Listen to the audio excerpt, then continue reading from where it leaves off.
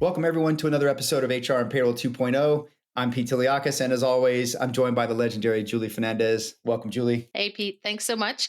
And we Yep. are both joined today by a mutual friend, Boyd Davis, who's the CEO and co-founder of Payfederate. Yeah, welcome. Boyd, welcome to the show. Well, good to have. Thank you. Thanks for having me. Yeah, Yeah. exciting. Listen, we'd love to have you start out just by giving a little bit of background and tell folks who you are. Then we'll introduce the topic later, and then we'll pump you with a couple of our typical questions for our guests. Oh, yeah. Sure. So I'm a long time, too many decades tech guy.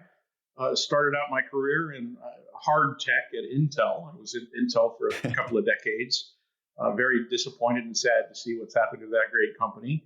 And then when I left there, I went into the startup world and kind of slowly started moving up the stack. I was working on a bunch of data technologies and was in the earlier stages of AI, machine learning application development, and then all in the startup world, and then finally moved into application space, which is where I got my deep indoctrination into compensation. So I'm on my second compensation startup. We sold the first one to a large ERP vendor and started our latest one now almost 2 years ago. So I think of myself as a reformed big company guy. Spent time at Intel and Accenture, both great companies, great people, but spent most of the last decade or so in the early stage startup world. Yeah, that's the excitement. That's where the fun is. Yeah, every end of the spectrum, right? Well, listen, as you mentioned, you found your way into compensation, but we'd love to know, and we ask all of our guests how you got into HR compensation space. And then from there, more interestingly, why on earth do you stay? I mean, I have to say that my entrance into compensation was borderline accidental. So, I knew that I'm a big believer in technology. That's where I've spent my career. And as I worked through, the decades of my career, I realized all the value is in application software. Really, everything else is just a means to an end. And after I had left Accenture, I was introduced to a real compensation technology expert, my co-founder Barkat Ali, and he had started a compensation planning, or so the process of managing the merit cycle. That was our first company together, and I got into it deep. Although the fascinating thing about my entry into compensation was I drew enormously on my experiences from Intel, because that's where I was a new college graduate, first level manager, mid-level manager, and ultimately an executive running a business unit. And I saw that whole journey of how compensation affected talent from that perspective. And I'll have to say, kudos to the Intel compensation team from the 90s, if I date myself a little bit. They had adopted some very advanced thinking around transparency and making sure that people understood how compensation related to performance and contributions and potential. And I've carried a lot of those lessons through because, surprisingly, there are relatively few organizations that I deal with now that are as sophisticated as Intel was back in the day in this area.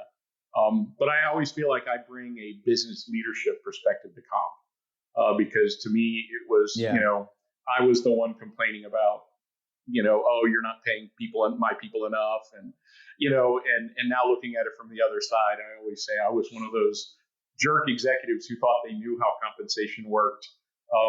But I feel like I'm the fox in the hen house of helping the compensation community know how to communicate with leadership. So I feel like I sit on both sides, although now I'm firmly a hardcore comp guy after doing it for so many years. Hey, by the way, shout out to your partner in crime, Barkat Ali. I've had a chance to get to know him well over the last many months. And we are nothing without our partners in crime, as you know, from Pete and I's pairing here.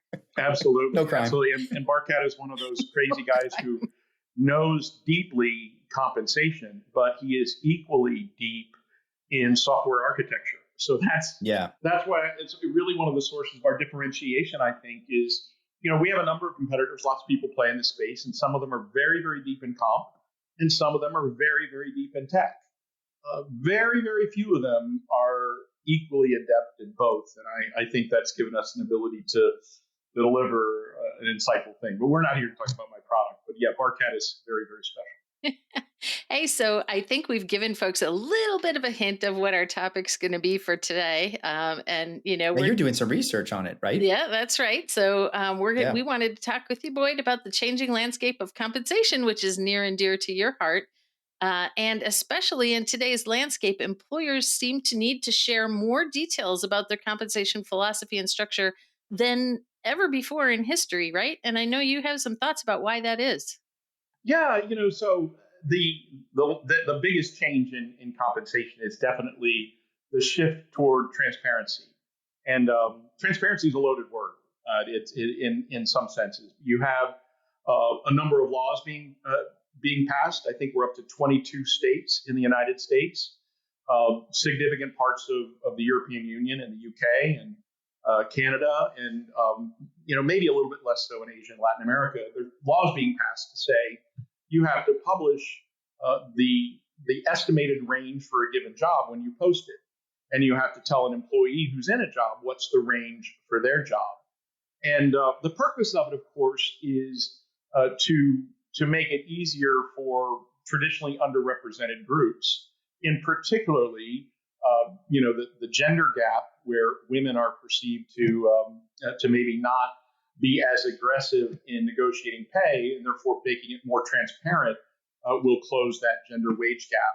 And that's a whole topic for another whole podcast, to talk about the motivation for the laws and whether they'll work and whether the premise Oh itself yeah. is true. I have some reservations about it, but the reality is that the laws are pushing in one direction, and you may like the laws or dislike the laws. They're happening. To me, the bigger thing, and I have young adult children, is the Same. generational shift.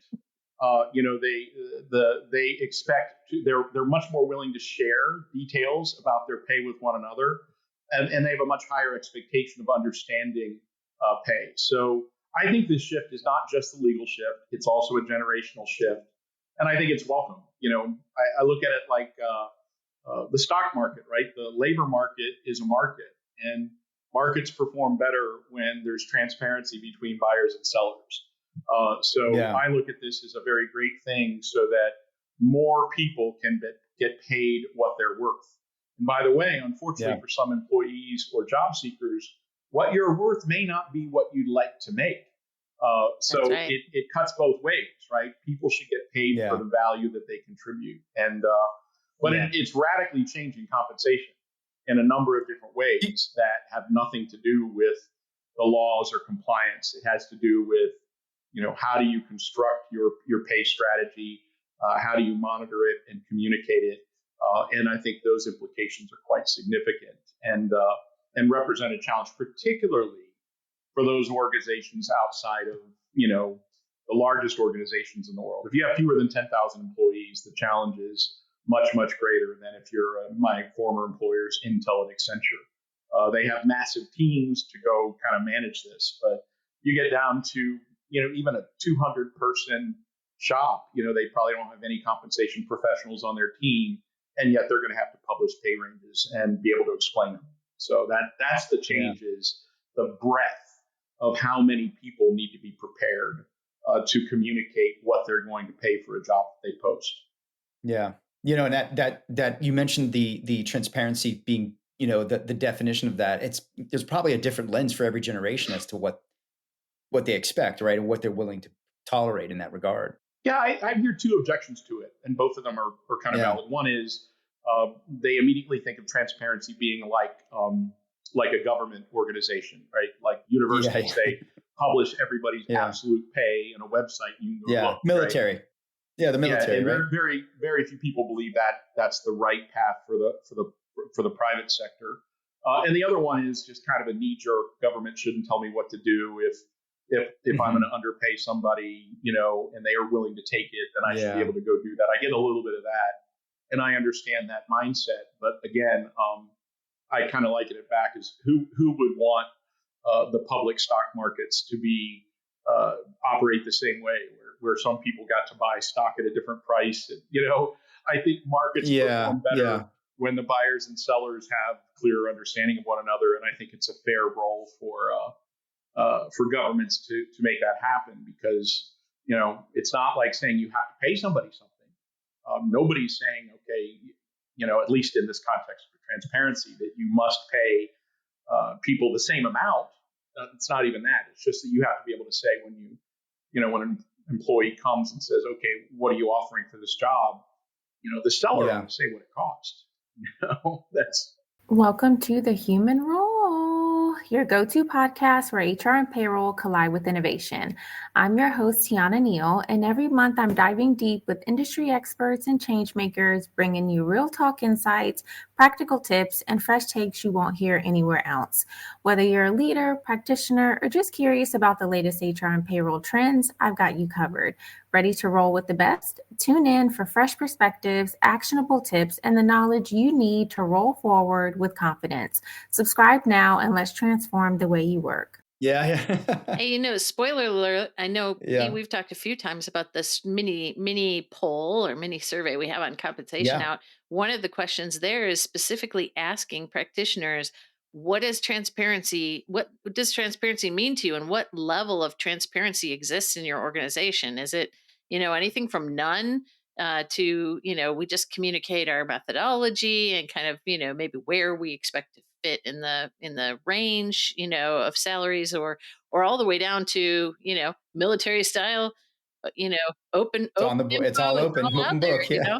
so it won't be too long here before we get some results and see what folks say about that, and it'll be fun to share once we get that back here in a couple of weeks. Well, and it's interesting. I've seen a lot of people like try to talk themselves into not really embracing the idea. And okay, well, I'll just tell an employee what the range is for their job.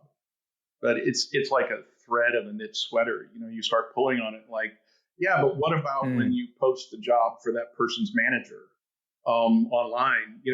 Eventually people will be able to piece together the entire set of ranges for a company if they're out recruiting and they're sharing Yeah. individual ranges at a time. And it's like, I always tell clients that I work with, the story is going to get out. Would you rather be the storyteller or have your Great employees point. fill in the gaps on their own? Withholding Yeah. information from employees sounds good, but I can guarantee you the stories that employees weave in their own minds is much more damaging and negative than even Oh even yeah. maybe a not ideal story that you have to go tell. So Yeah, and you can see some of that playing out on Reddit and Glassdoor and other places where you're absolutely right. They're controlling the narrative. Yeah, yeah.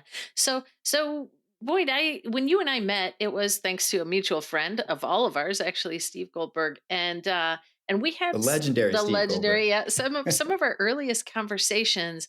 You really, you really sparked my interest by talking about paradigm shifts that are happening as all of this happens legislatively, generation, mindset shift. And I know you have a few poignant ones, that you like to talk about. And I wanted to see if we could run through a couple of them here together. I love a good paradigm shift. I kind of base this, and you're right. It's been thinking of mine for a long time. That's built a lot of what we're trying to do in the marketplace. But I think it's true for everybody that's in the compensation practitioner domain that this shift toward transparency drives three major changes. One is what used to be discretionary, or kind of when I get around to it, becomes urgent. The second is that what used to be periodic, like I talked to a client yesterday that does market studies every 2 years. Mhm. What that is now shifting to more continuous. And I'm not saying you look at it every week or anything, but and then the third one is that to a large extent, the information around compensation structures, job architectures, leveling frameworks, all the things that we as comp professionals, and for many of your audience who aren't comp people, I try Yeah. to avoid too much comp jargon, but a lot of the nuts and bolts of what exists ultimately leading to a salary range table. So for this job, you have this range. That's all been quite isolated, oftentimes residing in spreadsheets, maybe in some database inside a HRIS system. But now more and more that's going to be connected. And give Yeah. me a good example. When you go open up a requisition in your ATS, Maybe that's part of your HRIS platform, maybe not, but you go in there. Well, now all of a sudden, when you open up that job, you need to know what range to associate with it. So you're now using the ranges on an everyday basis. If you publish an employee total reward statement around focal time, you need to make sure that you're probably better off sharing what the range is. Because again, if somebody is at the 20th percentile of their range, and you don't tell them and explain why, hey, you're in great shape. You're at the bottom of your range, which means you have enormous headroom, right? Or somebody maybe at the top of the range, they feel really good about it, but you say, look, you're going to really want to move up and develop new skills, or you're going to kind of hit that ceiling. Yeah. It's about how do you use your philosophy and your strategy in everyday business. So I think all three of those, discretionary to urgent, periodic to continuous, and isolated to connected, is the roadmap for organizations that are really trying to evaluate what they do around pay. Yeah. I think thinking about that framework of how do you go Yeah. from being able to respond, and I mean, that might be the most confusing one of the three. I think people get periodic going to more continuous and isolated to more connected. When I say discretionary to urgent, it's, if you think about it, you might have somebody, when you look at your pay and you kind of gauge it relative to market, you might have a population of people who are, say, they're dramatically underpaid. It's just a reality that not all organizations can pay exactly consistent with their strategy in a given cycle, right? The budget realities hit. You have to pick and choose. In the old days, you could wait a lot longer, right? You could say, okay, this segment of our population is not being paid exactly right, but we're okay with it right now. Let's invest elsewhere, and we'll fix it over time. It becomes more urgent when those people in those jobs are seeing job postings from talent competitors that make them know much more quickly that they're underpaid. So, and that will put a lot of pressure. One of the things I always say around compensation is, you just, for the comp professionals that we work with, I mean, most HR professionals that are probably your listeners, they can't change the budget, right? That's right. So what you have to do is figure out with the budget you have, how do you best use it, and communicate why you're doing it. But I even believe that if an organization is not prepared to pay somebody, if say somebody's a little bit below market, there's a way you can explain, like, hey, we're a little bit behind, but here's what we're going to do over the next several cycles to catch you back up, and here's all the other cool reasons to work for us. Right? The worst thing you can do is stick your head in the sand and hope that your employees don't figure it out, because that's not realistic. Yeah, and sometimes it's not just about the comp, right? It's the total comp and the total rewards and all of the things that come with it as well, right? Some companies can offer things that are intangible, tangible, that are not able to be offered at other companies. Like, for example, when I worked at the Walt Disney Company, I didn't think that they paid the best, but they had some perks that you couldn't get anywhere else, right? So a lot of people stuck around for those things and the culture and other things. So look, I think all the data suggests that compensation is just one of many leading reasons, right? The big reasons you always hear is compensation's one, relationship with the manager is two, and these are not in order. They're always, in any survey, you'll find that the second big bucket is their personal relationship with their direct manager, and the third one is their perceived opportunity for growth. And organizations need to think about all three. I always view it that the absolute level of compensation. Look, I'm in the software business, and I dare anybody to try to compete with Google and Microsoft for how you pay software developers, right? It's not a game you want to get into. Those companies pay extremely well. But what you can do is know where relative to the market you want to be, and then why beyond that would somebody want to work for you. The thing that I believe is more fundamental than the level of pay is you can package the value proposition for an employer in a lot of different ways. The thing I think is way more important is trust. Trust that you're being fair. Trust that your pay policies aren't arbitrary or driven by favoritism. The lack of trust from employees because of the way they're paid would trump any amount of benefits or culture or mission, all those other cool things. So I actually think that's my mission is to make sure that people, understand, why they're being paid what they're being paid, and know that it's not arbitrary. It's not based on favoritism. It's not certainly bias. Yeah. I'm a huge guy on equitable pay. And that doesn't mean everybody gets paid the Yeah. same. I think most bias is unintentional. It's because people don't have the right tools. So much of the employee experience and the pay experience is built on trust. And you're right. If that's not there, it's not really going to matter what you're paying them.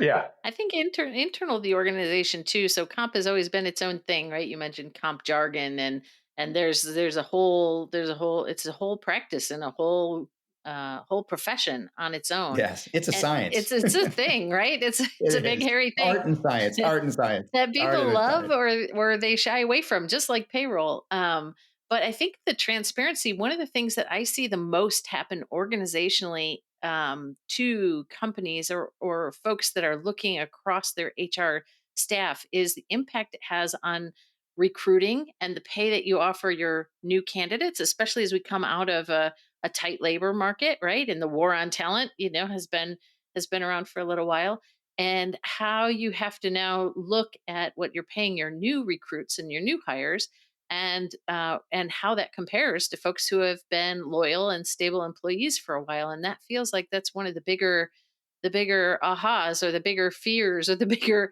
opportunities, for employers to start to look not just at surveys and compensation ranges and tools, but what are you doing to recruit new folks, and how does that compare to the compensation levels of your existing organization? absolutely. And how, back to the trust issue. Like, can you imagine you're in the trenches with an organization for 7, 8 years, and all of a sudden, um, they hire somebody who job hopped from a competitor that has less experience, but and they make more than you, and it's like, for the last several years, this person's been helping our competitor. I've been building our business, and because the labor market is hot, you're going to go give them more. And by the way, the labor market is not as hot as it was, but That's right. there's still a lot of quits out there. I think the Yep. numbers from the labor department in July were like 3.3 million quits. And that's down from like 3.8. So yes, that's softer, and we've had hundreds of thousands of layoffs and all that. But the good talent is still difficult to get and keep. So yeah, I think that is one of the big trends, is people need to buy into the comp strategy and have it not be just the job of that one comp analyst. People need to embrace it. There's the historical role. For those of us who've been in comp, is the fight is between the hiring managers and the recruiters, who are incentivized, in the case of the hiring manager, to create the output they need. In the case of the recruiter, to close the rec.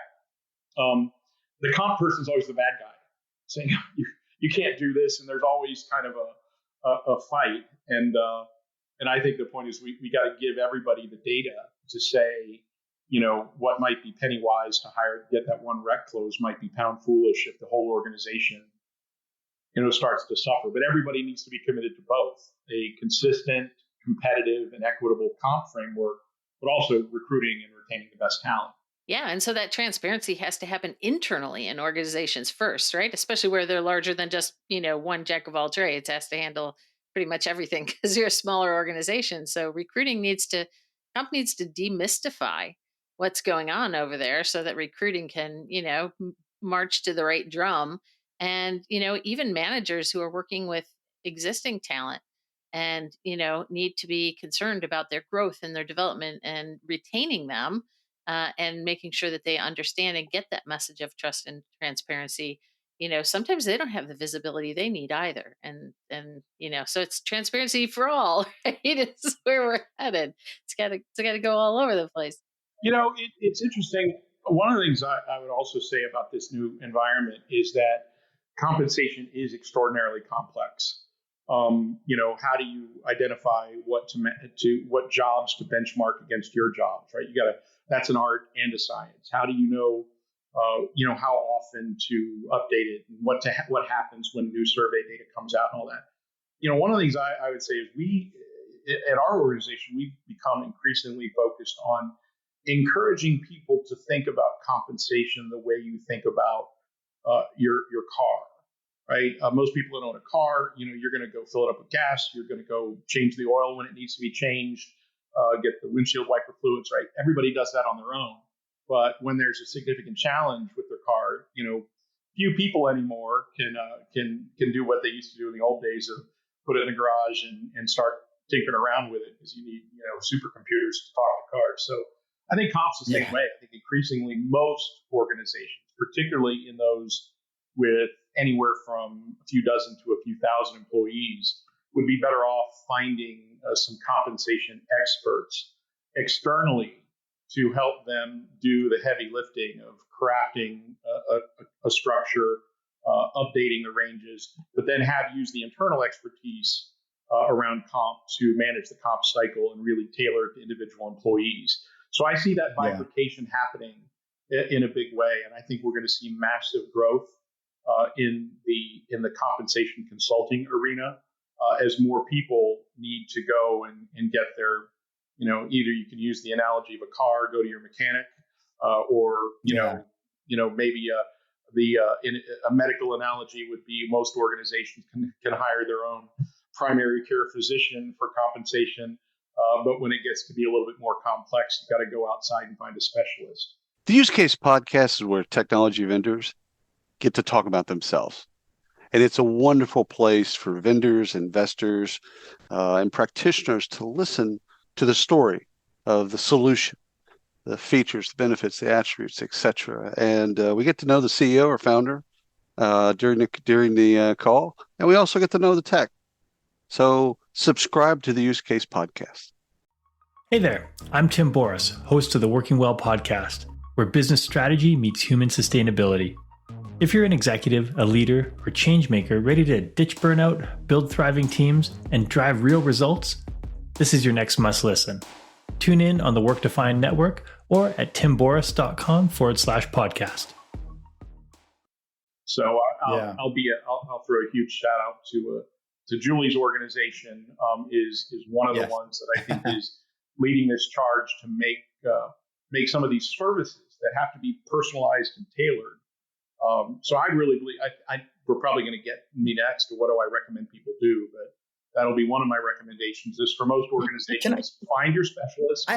And then make sure that you have tools that allow you to work with it, and that'll help you handle all three of those paradigm shifts. That brings up a good point. One of the things I wanted to ask you, Boyd, was what happens, right? We're already at about 30 to 40+% gig economy, right? Gig workers now.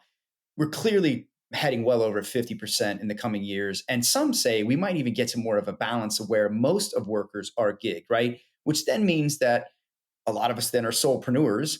And that then means that we're really going to be setting, as we are now in some ways, setting compensation based on what skills are worth in that moment. What happens to compensation at that point? Is that where those consultants are going to come into play? Because I would imagine it's going to get really, really real time. Very real time, that you're going to have to know what this skill is worth to be able to compete for the right people at the right moment at the in the flow. That's a great question, Pete.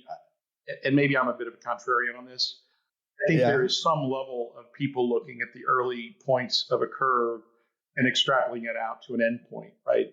The death of the job is, I think McKinsey highlighted this a couple of years ago, that the job was going to go away, and everything was going to migrate to skills.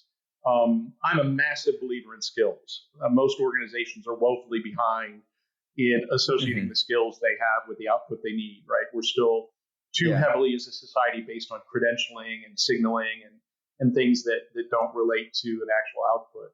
Having said that, I'm not a big believer that I think the path we'll go down is to have jobs defined more and more around baskets of skills, as opposed to the idea of skills replacing it. Because there's so many challenges we have yet to achieve. There's not a universal taxonomy of skills. Even if there was a universal taxonomy of skills, there's multiple. There's no assessment for what those skills represent. In an actual practice, the job of a recruiter in the modern day is to identify the skills you need and then talk to the candidate to get examples of where they've demonstrated that skill. It's not a binary thing. You have a soft skill of communication. You have a hard skill of Python. It's not a checkoff, right? There's no systemic way to view it. It's much more individualized to say, okay, you've listed this skill. Explain to me how you demonstrated this skill. So I'm a huge, massive believer in skills, but I think people that are leaping to a fundamental shift in how everything is done, maybe putting the cart a little ahead of the horse. I think the better thing is to make sure your job descriptions and your job catalog are heavily based on skills. It's not a job that says here's a responsibility and skills are a bachelor's degree and 6 years of experience. That's a bad job description, right? Fix those, and the jobs framework and the benchmarking framework that exists will get us for several more years. I skipped your question on the gig economy just because, honestly, I haven't thought about it enough. An individual gig economy, right?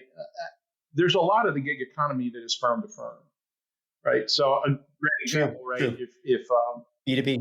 If an organization wants to get some compensation help, they're probably not going to just go find a compensation consultant on Upwork or something, right? You could, no offense to anybody that goes down that path. Yeah. It's more likely you're going to call Julie's organization, and so the compensation thing. Now Julie's got to make sure she's got a good comp strategy, so she's got the right talent.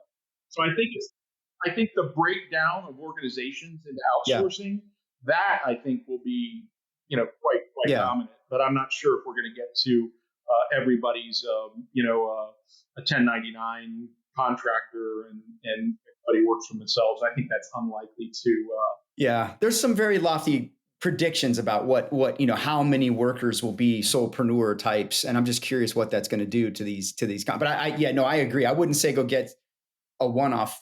Go to the consultants, but not specifically for comp. But I just mean in general.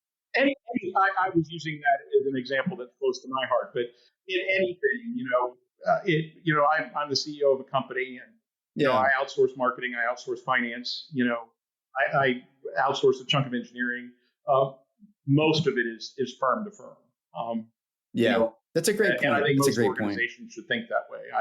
I guess I like to promote the idea of compensation consultants because I think a lot of our target market, the customers that I talk to, they don't necessarily think that way. They think they should be able to do it on their own, hire an HR generalist and have them take a couple of World at Work classes. That's a bad path. Right. You can do that for the application of comp, which is like driving your car, right? You can get people to do that. But when it comes to building the car or fixing the car, maybe not so much. Or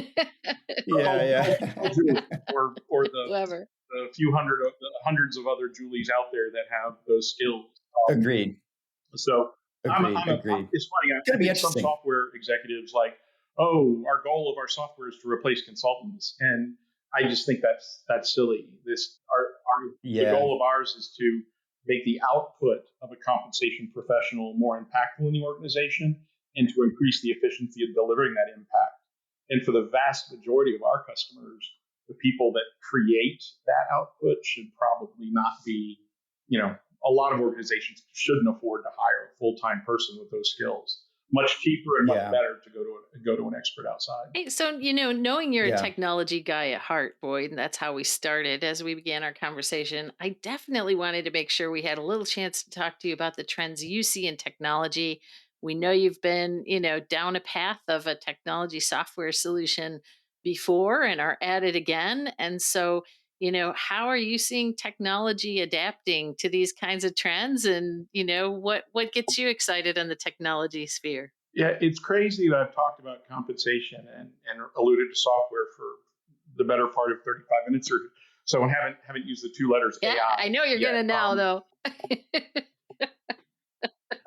Part of it was by design. It's funny. I've been a tech guy for a long time, and I've seen so many things that were delivered by the technology community before their time. And the countless examples of I can go back to the early 90s for Intel doing an MP3 player many years ahead of the iPod, right? It just didn't have any of the things around it to make it useful, right? So I'm used to that, like being ahead of the curve. But AI is profound. You can't overstate it. It is going to have a profound impact. But I think there's been so much AI hype and people are tired of it. They're jaded by it. And to me, AI is just a tool. It's like a few years ago we were talking about cloud, and then big data, and now it's AI, and specifically large language models, LLMs, or things like ChatGPT for those people who don't know that acronym. All of them are just tools, and what actually what matters in the end is, can you deliver software that provides real value and efficiency, or effectiveness of a given process. And AI, anybody that doesn't use AI to accomplish those goals is missing the opportunity, because the tool is outstanding. But anybody who just wants to sprinkle AI in for the sake of using AI, I'm afraid we see a little too much of that. I'll give you a very tangible example. AI washing. Yeah, AI washing, which has been around for a long time. Remember, I was doing greenwashing. In 2015. We were building AI applications for large enterprises at one of my previous companies, Cogentix. So I was an AI guy before I was a comp guy. But a great example is this concept of job matching, which for people that aren't comp geeks is more complicated than you think. It just means that, okay, if I have a job, say I'm hiring for a digital marketing person, I could say I want to hire a mid-level digital marketing specialist. Okay, I know what that means for me. How do I know how to map that to a benchmark so that I know what the talent I want, what's the real comparable, right? That's a very tedious process. You have to select your benchmark surveys that you want to go through, and then look at job titles, and then make sure that when you dig under the job titles, particularly as we said, moving to skills, are they really reflective of the right skills that I need? AI is a great application for that. So that's what we built, a version of that, where you can really dig in and use natural language processing, and find matches. And it actually requires machine learning. It's not just a text-to-text match, because you got to dig in a little bit more and understand what the text means. But so that we love artificial intelligence. Our whole company's built on our AI, but we're downplaying it because it's not the AI that matters. It's the result that, what used to take you, if you had 100 jobs, it could take you the better part of a person week to match those jobs up to surveys. We can get that down to a couple of hours. It is not like AI is telling you the answer. It's just saying these are the most likely matches, because you as the professional, and again, many cases going to be a consultant, but you as the professional knows what that job really is. Because, by the way, the job description that you wrote is probably not very good anyway. So I believe AI is profound, and it's timely, because all these challenges that we faced, doing it the old way is not going to work. And then the other thing relative to technology, I think, is I don't think people realize how much software architecture has changed in the last 5 or 6 years. And the average layperson shouldn't worry about software architecture too much. But the best way I can give an analogy of what's changed is anybody that used to do model airplanes. I used to build model airplanes when I was a kid. You get the kit and you build a model airplane, and that's the plane that you had, right? If you wanted to change the plane, you're either going to hack it up with an X-Acto, right? You're not going to get it. That darn glue. Anything other than that plane is not going to happen, as opposed to building something cool with Legos. You build something with Legos and you don't like it, you can easily take the Legos apart. That's what's happened in software. It used to be anything written 10 years ago was way more like a model airplane. So you as a client say, well, I want this configured a little bit differently, massive effort to rebuild the plane. Whereas now everything is like Legos. So I think, as much as AI, I think that move to you might, the buzzwords are services-oriented architecture, those kind of things. But forget any of your audience should care less. But what they should care about is, when they're looking at software, is look for those that are Legos. Maybe a little bit more modular and modern, because that really provides a lot of advantage. And then you combine that with a very targeted. Don't just have any vendor that tells you they have AI in it. Ask them, what is the AI actually doing? And do you believe the algorithm? Do you believe, if all they're doing is you know doing an OpenAI or ChatGPT call, that could be really valuable. Like, it's UI, but Yeah. don't overestimate how cool it is. And if they're telling you they're predicting a result with AI, ask how. Do you see any risks or concerns with AI specifically for comp? I mean, like with recruiting, right? It's biased. With engagement, it might be misreading someone's intentions. What about recruiting or comp? Do you see a threat or a concern anywhere there? Again, I wouldn't say AI is the threat. I think it's Yeah. what are you going to ask AI to do? Um, Yeah. if you went to ChatGPT and said, I want to hire a finance analyst, what should I pay them? Hmm. That is a horrible use of AI. Don't do that. It would be, the Check. chances of that being a good outcome are almost Yeah. zero. So I wouldn't say there's just a broad category of, uh, there are people that would like to say, hey, could AI tell you, where this individual should get paid? And I don't believe yet in the data integrity of what you need Yeah. to make that prediction without significant consequences. So, but AI for doing something like you sifting through large amount, AI is really good at sifting through large amounts of data and trying to narrow down the Yeah. best likely options. Human beings, I think, should always make the final decision. So Yeah. Totally. Emotional intelligence has to yeah, win. I mean, HR, the H is never going to Has leave to win. HR, right? This is not a turnkey Yeah. business. Yeah. But I just think I definitely agree that like HR practitioners, people on your listening to this podcast that are in HR and payroll, get a little level of familiarity.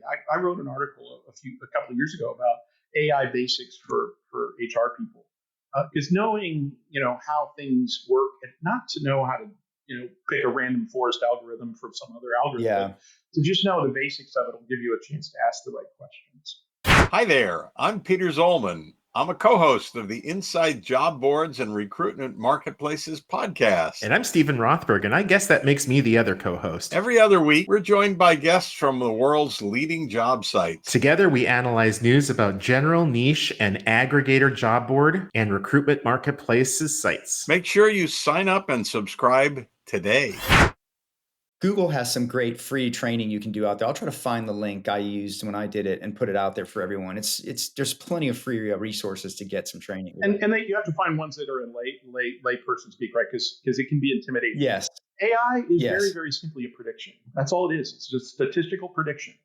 And you gotta stop. I mean, I think people leap immediately to the Space Odyssey, HAL taking over the world, and the idea of generalized artificial intelligence, which is the robots taking over the world scenario. I mean, smarter people than I am have said that's a real legitimate threat.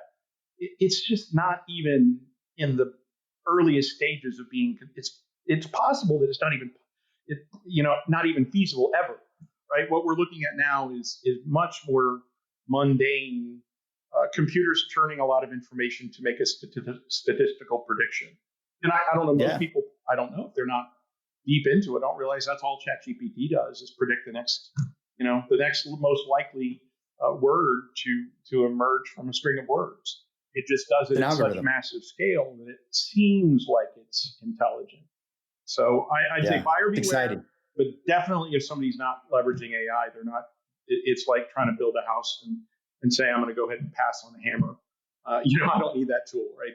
That's kind of the level we're at. That you need to figure out how to leverage it, but it's not a panacea. It's not the end all be all. So Boyd, I want to ask you before we wrap up here, what kind of suggestions you might have for HR leaders as the world of transparency is upon us, right? And legislatively and by generation. And I have to say, I have a few notes, and I'm sure you have far more wiser words than this, but I was like, well, see a doctor. I mean, use a specialist, ask about Legos, and don't ask the bot for your salary ranges.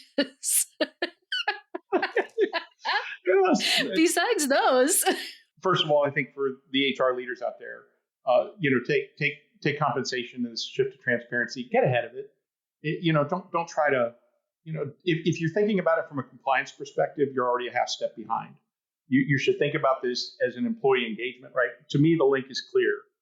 Trust in your compensation leads to higher engagement. Higher engagement leads to higher productivity. Higher productivity leads to business results.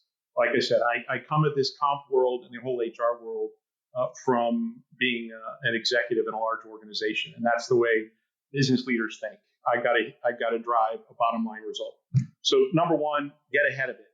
Don't try to get dragged along, or you're gonna be at a disadvantage. Number two, make sure you have the right access to expertise and tools. If you're holding your compensation salary ranges and spreadsheets and looking at them every 2 years and trying to do it yourself with a part-time comp person, you're probably gonna be behind. So I definitely believe that for many organizations, if you can get to the point where you can hire a really, really expert compensation architect, somebody who can really create and internalize, actually use salary data, survey data, and match jobs and do all those hard things, great. Hire them and make sure they're doing it great. For many other organizations, the right answer is going to be find a great consultant. And then I think the third thing is to, from an HR leadership perspective, is to have a very clear comp philosophy and use it. I'm shocked at how many people have salary ranges, and the first thing their recruiters do when they go to hire is to go to the web and find like you have to use it. So no, do I want to pay at 50% of the market? Do I want to pay at 25% of the market for these jobs and the 75th of the others? Like, have a strategy, and then when you have the strategy, apply it. Apply it when you communicate to your employees, when you hire your employees. Create a culture where your employees know that the best place to start at a new grade level is at the bottom quartile of the range, because that gives them the most headroom, right? If everybody thinks they got to be at the top of the range, you've done a bad job of explaining how it works, right? So that's my view: is get ahead of it, get the right expertise, and then use it. And in that right expertise, somewhere in there is a commercial for my software that I won't pitch. But honestly, expertise and tools are similar. Right? Excel is a wonderful tool. It's not necessarily good for consistent execution of a key business process like that. You ought to probably think about having some sort of system of record. And there are several out there. I tend to like mine, but I think expertise and tools are that middle bucket. Yeah, and I think it's fair. You know that we're pretty commercial free here, but I don't think we've even said since the very beginning opening, Boyd, that you're CEO and co-founder of Payfederate, and so fair, fair for us to make sure that when you say mine is awesome, it is a very cool product. It's definitely sparked me and my consulting firms. Interest and collaboration, and so there's just a lot of cool stuff going on there, and being built around the right tools is something special. Yeah, I think I can say without equivocation, because there are a handful of other companies doing similar things to us. Nobody's doing exactly what we do, but there's some good solutions out there. To me, if somebody says, "Look, I need to have more people in that range from a dozen employees up to thousands," if more of those organizations said, "Yes, I think I ought to have a system of record that stores these ranges, where I update them, where I evaluate them relative to my employees, and I use them in hiring and recruiting," I can say without equivocation, find something. Ours is one of a few versions, but the category is more important, so that you didn't ask me this, but I think you put it in one of the notes early. Like, why did you like this space? I grew up as a poor kid, went to public school and a state school. It happened to be Purdue University, which is one of the best country schools in the country. But still, I was an Indiana kid. It's just my local state school. I had an opportunity to be very, very lucky and take advantage of the American dream. And the thing I think is our core mission is, how do we get everybody paid what they deserve? I think of somebody who maybe grew up in tougher circumstances and went to community college at night and got their bachelor's degree, and all of a sudden they're going out for jobs, and they're not getting the same kind of offers as somebody who graduates from a Purdue or a Duke or and they have the same skills, the same ability, and that pains me. And I think that's the source of a lot of the the bad results we get for both women and underrepresented minorities is where they came from. So, my passion is how do we get people paid fairly? And you can't do that if you don't have a good process and the systems and tools and expertise to execute it. So it's also about business results. I believe you'll get much better business results with that. But what drives me every day is to give that little poor kid growing up in Dundalk, Maryland, make sure that every kid has that shot, no matter what their path is, and that they get paid what they deserve. It shouldn't all be about luck or who you know or where you came from.